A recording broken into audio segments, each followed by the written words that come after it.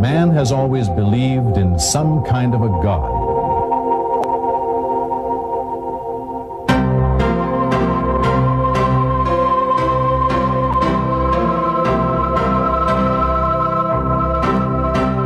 This need to believe in a supernatural and omnipotent being led many to search for a God, start wars in the name of a God, even create a God if they had to. Hello, my name is Bill Buck. In this report, we are going to present to you what we call the ultimate miracle. You see, when man chose to believe in gods, most of these gods had one thing in common. It was required that they be feared, worshipped, served, and revered. Numerous religions sprang up to serve these gods. Some of the oldest religions still exist today, namely Buddhism, Hinduism, and Shintoism. Some of these religions believe in many gods. For example, a god of fire, a god of water, a god of love, a god of prosperity, and so on. Then came the monotheistic religions, those that believe in one God, all of which are considered major influences in global history and affairs. These are Judaism, Christianity, and Islam, and significantly, they share a common belief in one global history and affairs. These are Judaism, Christianity, and Islam, and significantly, they share a common belief in one supreme God. Perhaps the best way to portray these is to look at Jerusalem, where all three religions mingle. We have a historical account of biblical and other prophets and the miracles that they are credited with having performed. There was Moses, who we are told talked to God and led the Jews out of bondage and brought them the 10 Commandments. He even parted the Red Sea when pursued by Pharaoh and his troops, according to the Bible. There was Jesus Christ, who is the Son of the living God to Christians. Through him, Christians entered into a new covenant with their Creator. Lastly, there was Muhammad. Muslim history tells us that in Mecca, God revealed to him the Quran, the Muslim holy book, which is recited fervently and followed by 1/5 of the world's population.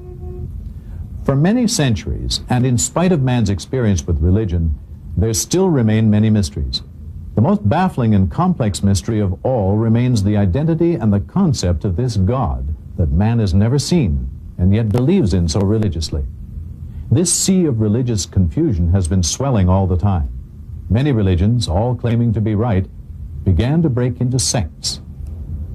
During all this time, man was advancing economically, socially, militarily, and intellectually. Man continued to advance technologically at an unprecedented pace. But in terms of religion, he was still in this sea of confusion, often misled by tricksters and deeply disappointed with his unanswered prayers to this unseen God. Disappointment and confusion led many to lose their belief. Agnosticism and atheism have become widespread. Many now openly reject or at least question the existence of this God who has been so popular throughout the ages. The theory of Darwin became the accepted opinion of many scientists and scholars who were able to draw supportable conclusions from the proof and arguments presented. But now, most scientific and religious thinkers realize that there are deeper questions. So, where does that leave us? Are there any real solutions to this religious dilemma?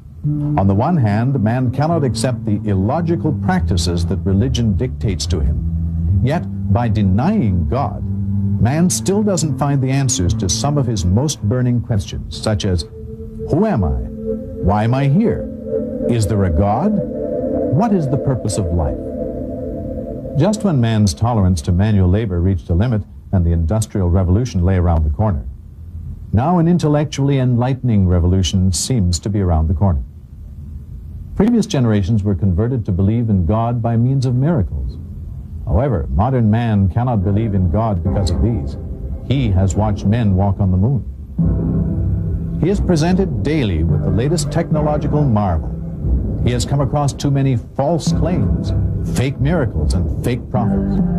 He has become very cynical, especially when it comes to ancient myths and beliefs. With some arrogance, he believes that he knows more than his forefathers, let alone those ancient reporters of fantastic events. He wonders what they would have thought of some of today's miracles. Today's man needs something substantial. He needs an ultimate miracle. All the miracles that were supposed to have converted man over the ages were limited to a particular geographical location or a time period. By definition, an ultimate miracle would be something that is perpetual, not limited to a certain century or geographical location. It would be for all of the people to see all of the time. It would be something that is physical, touchable, examinable, verifiable, and irrefutable. A few years ago, noted scientist and television personality Carl Sagan, in his best-selling novel, talked about a mathematically coded message from outer space. On page 431, the author states, "My fondest hope for this book is that it will be made obsolete by the pace of real scientific discovery." Well, it seems that Carl Sagan's fondest hope has come true. Research over the past few years has uncovered just such a mathematical code in a document that is over 1,400 years old. There are other miraculous aspects to this document. For instance, only in the past 20 years has science been able to witness the development of the fetus in the very early stages. However, 1,400 years ago, the development of the fetus in the first 28 days had already been documented, and with such graphic accuracy that it left Dr. Moore, chairman of the anatomy department at the University of Toronto, utterly amazed. For at this stage, the embryo is only about 1/10 of a millimeter long and would appear like a dot to the human eye. To discern its shape would require a powerful microscope. However, microscopes were not developed until the 17th century. And yet, 1,400 years ago, we find the following. Thereafter, we created of the drop a thing which clings, a leech-like structure. Dr. Moore confirmed that the embryo does in fact cling to the wall of the uterus. Another passage describes the stages of fetus development. God makes you in the wombs of your mothers in stages, one after another, within 3 veils of darkness. Dr. Moore confirmed the accuracy of this description also. He explained that the 3 veils could reasonably be interpreted to mean the mother's abdominal wall, the wall of the uterus, and the amniochorionic membrane. It goes on. We've all heard about the Big Bang Theory, but who would expect to find an account about the Big Bang Theory 1,400 years ago? But there it is. Do the disbelievers not realize that the heavens and the earth used to be one entity? Then we parted them. The separation process resulted in the formation of multiple worlds. Mention of these worlds is made several times in the document. Also, it would seem that the modern discovery of bridges of matter, which are present outside organized astronomical systems, is referenced in the verse which reads, God is the one who created the heavens, the earth, and what is between them. Today we will only preserve your body to set you up as a sign for subsequent generations. Indeed, most people are heedless of our signs. Miraculously, it seems that the Egyptians were exclusively gifted with the science of mummification. In 1898, Loret discovered the mummified body of Ramses II at Thebes in the Valley of Kings, where it had lain untouched for 3,000 years. He had it transported to Cairo, where it may be seen to this day. The medical study of the mummy of Merneptah, pharaoh of the Exodus, has yielded further useful information on the possible cause of this pharaoh's death. The lack of signs of deterioration of the body proves that the body did not stay in water for a prolonged period of time. And in the heavens, for many centuries it was believed that the moon had its own light. Science discovered not too long ago that the moon really did not generate its own light, but acted only as a reflector of the sun's rays. God is the one who made the sun luminescent and the moon a light, and he designed its phases to provide you with a timing device. God did not create all this in vain. God is the one who created the night, the day, the sun, and the moon. Each one is traveling in an orbit with its own motion. Today, it is known how the celestial organization is balanced by the position of stars in a defined orbit, and how the interplay of gravitational forces is related to their mass and speed of movement. each with its own motion. Sir Francis Drake proved the earth to be round when he sailed around it in 1597. Are you more difficult to create than the heaven that he built? He raised its masses and perfected it. He made its night dark and its morning visible. Thereafter, he made the earth egg-shaped. That was written almost 1,000 years before Columbus. We know now that the Earth's atmosphere acts as a filter to prevent harmful radiations from reaching the surface. Short wavelengths like X-rays and ultraviolet rays are filtered out at high altitudes. Protection from these rays is vital to the existence of life on Earth. And we made the sky a protected ceiling. Then there is the affirmation of the modern idea that the origin of life is aquatic. And we made water a requisite for every living thing. Water is the simplest chemical compound of importance to all living things. Most organisms consist of 50 to 95% water. Scientists know that absolutely every living entity known to man requires water for its existence. Many properties of water make it essential to life's processes. Its ability to dissolve a great variety of substances is vital because most chemical reactions within organisms can occur only in a water solution. Take the field honeybee, busy bringing in nectar from flowers. On entering the hive with a full honey sac, which is an enlargement of the esophagus, the field bee regurgitates the contents into the mouth of young workers, called house or nurse bees. These, in turn, deposit nectar in a cell and carry out the tasks necessary to convert the nectar to honey. This we have known for about 80 years. And your Lord inspired the bee. Build homes in the mountains and the trees, and what the people build for you. Then eat from all kinds of crops and obediently follow the designs of your Lord. Out of their bellies comes a liquid of various colors, wherein there is healing for the people. This should be a sign for those who reflect. Remember, this statement was made 1,400 years ago. How in the world could somebody have known 1,400 years ago that honey came from the belly of the bee? This document also claims that there is a healing property in honey. Honey does, in fact, have mild antiseptic properties. The Russians used honey to cover their wounds in World War II. The wounds retained an amount of moisture and left very little scar tissue. Because of its density, no fungus or bacteria could grow in the wound.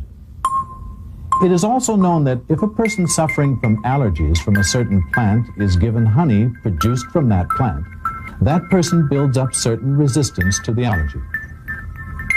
1,000 years before the discovery of the circulation of blood, and roughly 13 centuries before it was known what happens in the intestine to ensure that the organs are nourished by the process of digestive absorption, we find a verse in the document. From between the urine and the blood comes pure, delicious milk. Only recently was it found that from what the cow eats, there is a separation of nutrients into the blood and the urine, and the remainder ends up as milk. Progress in botany 1,400 years ago was nowhere advanced enough for it to establish as a rule that plants have both male and female parts.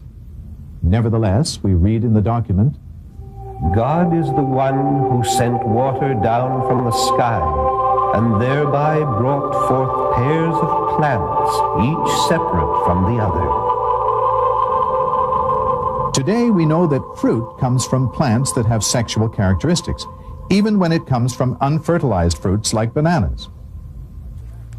Of all fruits, God placed on the earth two of a pair.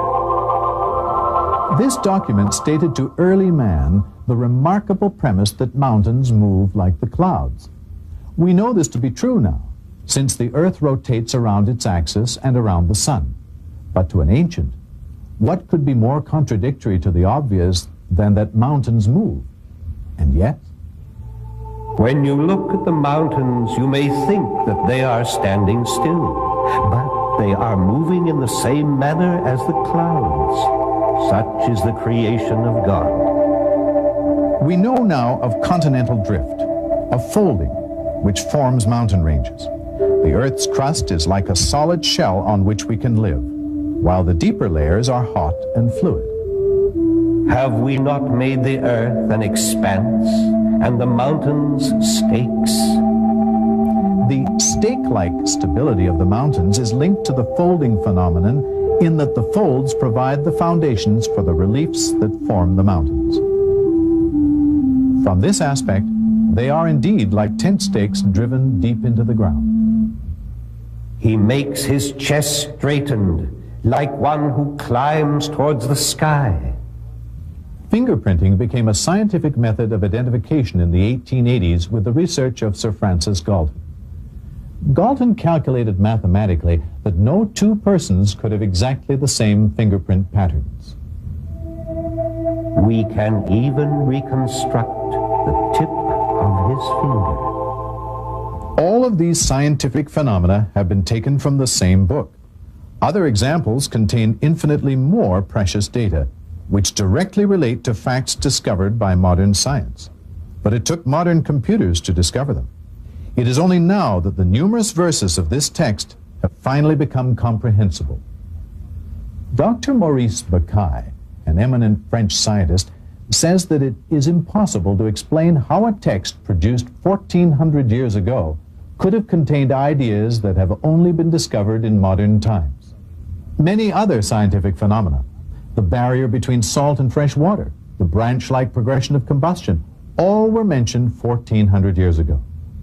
In a notable recent experiment conducted by NOVA, it was found that at the exact moment of death, there is a slight weight loss in humans, but not animals.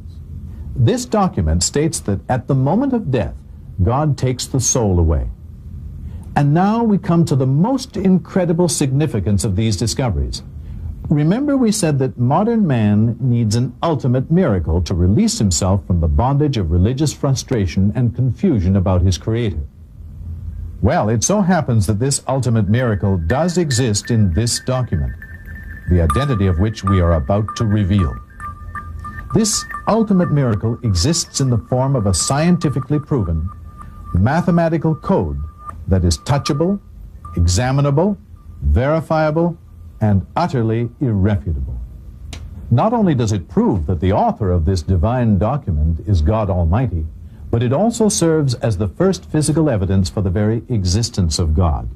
And it serves as a means for preservation, for the document itself, so that the reader knows that every word, indeed every letter, is from God Almighty. This document is the Quran. And the ultimate miracle is the perfect and unchallengeable mathematical code. This mathematical code, this signature of the Creator, has always been here in the Quran for all to see. But only recently was it revealed, and then only with the help of a modern computer, by Dr. Reşad Halife, the Imam or minister of the Mosque of Tucson. Briefly, let me explain. The Quran consists of 114 chapters. 29 of these chapters are prefixed with letters that remained mysterious for 1400 years. Nobody knew what they meant until now. Before we go into details of this, let us look at a simple example that will allow us to realize the magnitude of this miracle. Take a simple sentence like, Jack and Jill went up the hill. There are 7 words and 24 letters in this sentence, and this is called the simple mathematical structure of this sentence. Now, let us try and change this mathematical structure, but still try and convey a specific meaning in good English. Let us say we want to convey the same meaning with a sentence containing 7 words and 26 letters. We must pad 2 letters in Jack and Jill went up the hill. In trying to do this, we soon see that the word Jack and the word Jill cannot be changed. The word over cannot be substituted for up because it conveys a separate meaning. Similarly, the word the cannot be replaced by a because a hill refers to any hill. In other words, it becomes pretty difficult to change the mathematical structure of a simple sentence and still have an accurate and acceptable statement in English. Now, How about if we try and group sentences that convey specific meanings into a mathematical pattern, not only controlling the count of total letters, but also the count of specific letters within words? Suppose we want to take Jack and Jill went up the hill to fetch a pail of water, and change the total number of A's plus the total number of I's to 9 instead of 8. There are 7 words containing the letters A and I that make perfect English and cannot be changed. So we can only try and change the rest of the words, but this will again convey a different meaning to the sentence. It quickly becomes apparent that changing this structure to fit a pattern is almost impossible for just one sentence. Prepare for the shock. The document, the Quran, contains an exquisitely sophisticated control of letters across chapters, within chapters, in combination of letters between words, in total number of sentences, in total number of words, all interlocking with one another, rendering it impossible to duplicate, even with the most powerful computers. Yet, it remains very simple to understand. For example, 29 chapters, roughly 160,000 letters, are prefixed by mysterious letters. Chapter 50 starts with just Q. Chapter 2 has ALM. Chapter 19 has 5 letters as a prefix, KHYAS. Please note that we have chosen English equivalents of the Arabic letters for simplicity of illustration. It was found that the letter Q occurs in chapter 50 exactly 57 times, or 19 times 3.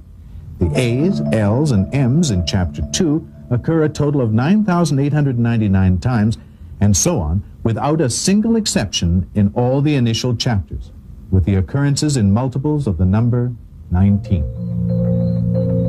At the same time that the A's, L's, and M's are controlled in 7 chapters that have ALM as a prefix, the A's and the L's are part of the Arabic word for God, the occurrence of which is also being controlled, as you will soon see.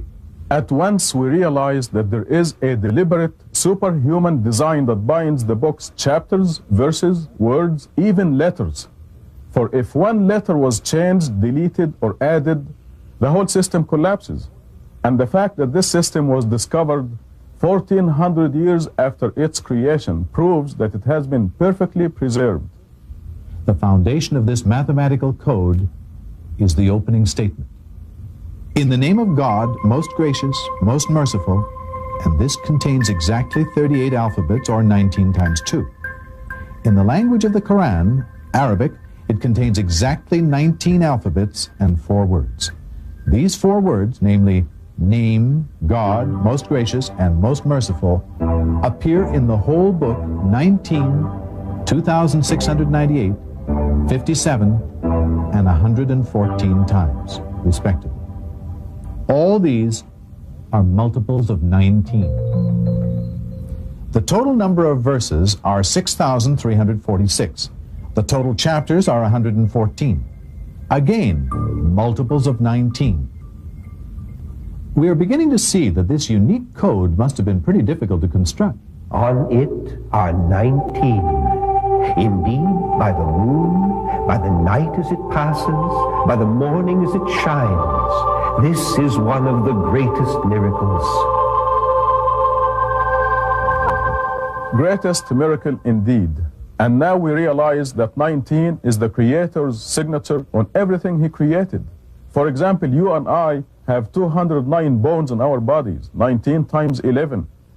A full-term fetus remains in the mother's womb 266 days, 19 times 14. The sun, the moon, the earth line up in the same position every 19 years, and on and on and on. The viewer may wonder, why 19? Well, using our ancestral system of numerology, the Arabic and Hebrew word for 1 has a value of 19. And this is what the message of Quran is. 1. One God and one brotherhood of nations under God. The Quran was written under God's direction. One thing is clear. No human being could have written such a complicated and perfectly mathematically coded text. Not then, not now, even with the aid of computers. One of the most important functions of the Quran's mathematical code is that it proves and authenticates by physical evidence all the miracles of the previous prophets and messengers. Moses parted the Red Sea. Jesus revived the dead and healed the hopelessly blind and the leprous, and so on. Now these miracles are mathematically composed within the Quran and proven by this code to be true. God was the witness. His words are divine. And what he has proven by means of the ultimate miracle is that the Quran is indeed his word, the word of God. Therefore, let us look to it to answer some of our most crucial questions, such as why are there famines, disasters, and diseases?